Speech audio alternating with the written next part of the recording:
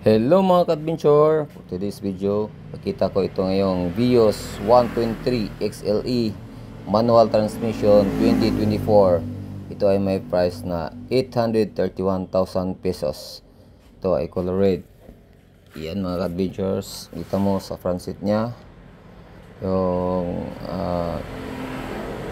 monitor, maliit na yung screen monitor nya. Itong nabila yan, manual yung kanya, maliit lang din yung box nya. Right. Tapos may ilaw pa rin dito sa front seat, pati yung sa passenger seat. Yan. Tapos maganda na yung upuan nya, hindi pa siya leather.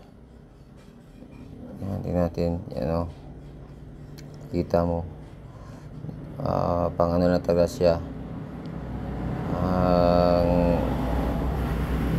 limahang tao lang, kasi tatlo dito sa likod, dalawa sa harap.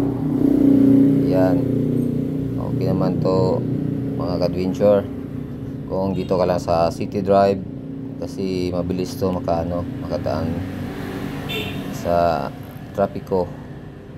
Yan, maganda yung kulay, red na red. Tapos yung sa likod niya, ayan mga ka-adventure, may itim dyan. Yan yung sensor kung mag-a-atras ka parking. May camera, back camera. Kaso hindi natin buksan mga ka-adventure kasi nakalock pala to sa loob. Kailangan dun palang pang open sa loob.